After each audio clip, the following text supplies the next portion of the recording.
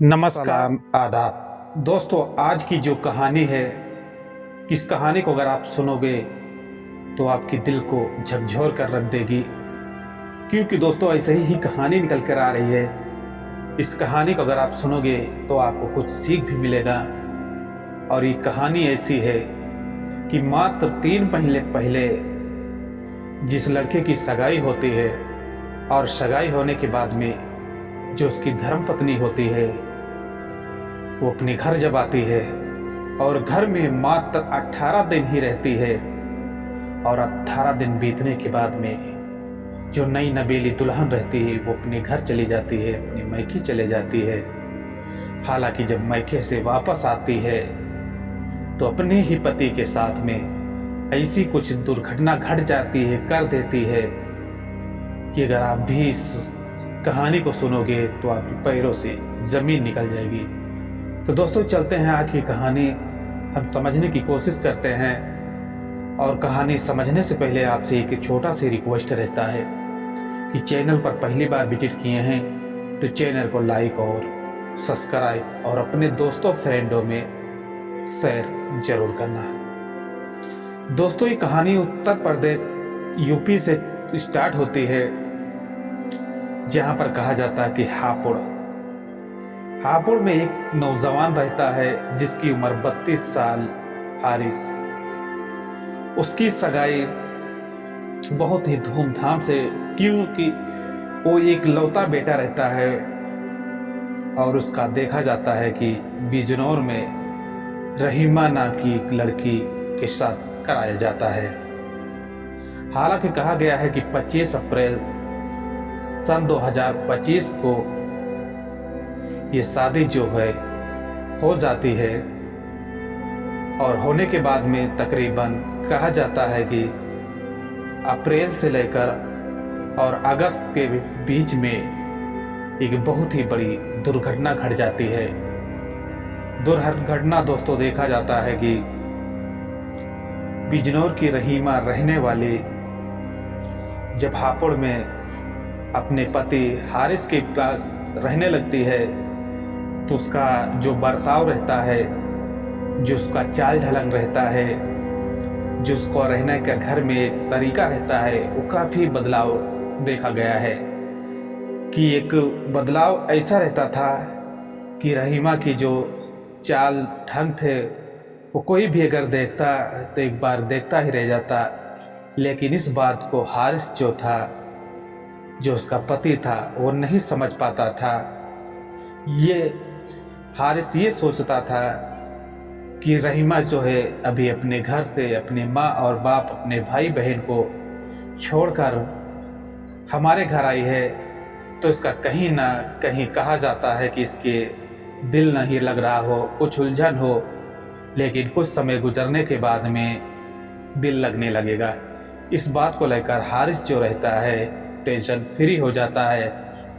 लेकिन जो पत्नी रहती है रहीमा, उसके दिल और दिमाग में कुछ ऐसा चल रहा था, और ये चलने के कारण देखा गया है कि उनके जो फैमिली में रहते थे, उनकी जो नंद रहते हैं, देवर रहते हैं, उनके सास ससुर रहते हैं, उनसे सही बात करना और उनके साथ सही से रहना, ये काफ़ी एक अलग देखा जाता था, काफ़ी चेंज रहता था, काफ़ी बदलाव रहता था। जैसे कि आप जानते हैं कि कोई भी रहता है और रहने का तरीका ही देखकर घर वाले को मालूम पड़ जाता है, लेकिन रहीमा का जो तरीका था वो कहीं ना कहीं अलग दिखता था। इस मामले को लेकर रहीमा और हारिस के बीच में कुछ विवादें भी लगे रहते थे। जैसे कि कहा जाता है कि उसके विवाद बढ़ते रहते थे, लेकिन ये नहीं मालूम रहता था कि रहीमा एक दिन हारिस की ऐसी कुछ हत्या भी कर सकती है। इसके बारे में हारिस की फैमिली मेंबरों को नहीं मालूम था कि ये नई नवेली जो पत्नी है ये अपने ही पति को खा जाएगी। हालांकि कुछ उनके जो माँ रहती हैं, इस बात को जानकारी जैसे मिलती है कि इन दोनों में काफ़ी तनाव रहता है और काफ़ी झगड़ा लगा रहता है। तो वही अपने करीबी थाना बहादुरगढ़ में पहुंचकर इस मामले की तहरीर भी देती हैं। तकरीबन 2 से 3 बार तहरीर भी दे चुकी थी, जो हारिस की माँ रहती हैं। लेकिन कहा जाता है कि बहादुरगढ़ थाने से कोई उनको रिस्पॉन्स नहीं मिलता था, न उनका कुछ हेल्प होता था। लेकिन कहा गया है कि जब 7 अगस्त तकरीबन रात के समय 10 बजे जब कमरे से गोलियों की आवाज़ आती है, तो घर के और जो बाजू के लोग रहते हैं वो दौड़कर हारिस के कमरे में जब पहुंचते हैं तो हारिस से खून से लथपथ रहता है। और कहा जाता है कि उस कमरे में कोई और दूसरा नहीं रहता है, बस रहीमा ही रहती हैं। हालांकि इस मामले की जानकारी जो है लोगों में जब मिलने लगती है तो एक गांव में एक दहशत का माहौल बन जाता है। लोग सोचने पर मजबूर हो जाते हैं कि ऐसी घटना कैसे हो गई है, क्या पत्नी ने ही अपने पति को गोली मार दी है। लेकिन इस मामले को जब बहादुरगढ़ थाना को सूचना दी जाती है, हालांकि वहां से जो वहां के एसपी रहते हैं इस पूरी घटनाक्रम पर पहुंचते हैं। और कहा जाता है कि एसपी जो रहते हैं इस मामले को काफ़ी गंभीरता से लेकर जांच करने के आदेश भी दे देते हैं। और हारिस की लाश जो है उठाते हैं और पोस्टमार्टम के लिए भेज देते हैं। जब पोस्टमार्टम की रिपोर्ट आती है तो उसमें बड़ी ही खुलासा होता है। और खुलासा दोस्तों ऐसा ही देखा जाता है कि हारिस की मौत गोली की लगने से हुई थी। जहां पर कहा गया है कि पुलिस जो है इस मामले को काफ़ी गंभीरता से जांच करने के बाद में बताया गया है कि पुलिस ने इस मामले को आत्महत्या का एक रोल दे दिया है कि हारिस ने अपने ही गोली चलाकर अपनी हत्या कर ली है।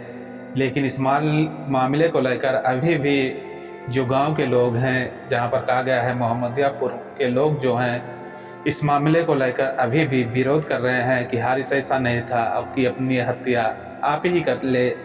इस मामले को लेकर जो गांव के लोग हैं उनमें काफ़ी बड़ा गुस्साव देखा जा रहा है। गुस्साव के साथ साथ कहा जा रहा है कि उन लोगों पुलिस और प्रशासन से यही मांग कर रहे हैं कि हमें इंसाफ चाहिए। हालांकि इस मामले को लेकर अभी भी जांच जो है शुरू है। तो दोस्तों ये पूरी घटनाक्रम सुनाने का हमारा एक ही उद्देश्य रहता है कि आपको परेशान नहीं करना, बस आपको जागरूक और संकेत और सचेत करना है। अगर कहानी में कुछ जानकारी मिली होगी तो चैनल को लाइक और सब्सक्राइब और अपने दोस्तों फ्रेंडों में शेयर जरूर करना, क्योंकि जो क्राइम की स्टोरियाँ रहती हैं तो हम अपने चैनल पर डेली आप लोगों के बीच अपडेट देते रहते हैं। मिलते हैं एक नेक्स्ट कहानी के साथ। अपना और अपनी फैमिली का ख्याल रखना। जय हिंद, जय भारत। और आप प्रश्न है तो आप कमेंट सेक्शन में अपनी राय जो है ज़रूर देना। और इस कहानी में अगर कुछ आप लोगों को समझ आया होगा तो अपने दोस्तों फ्रेंडों में शेयर जरूर करना। जय हिंद, जय भारत।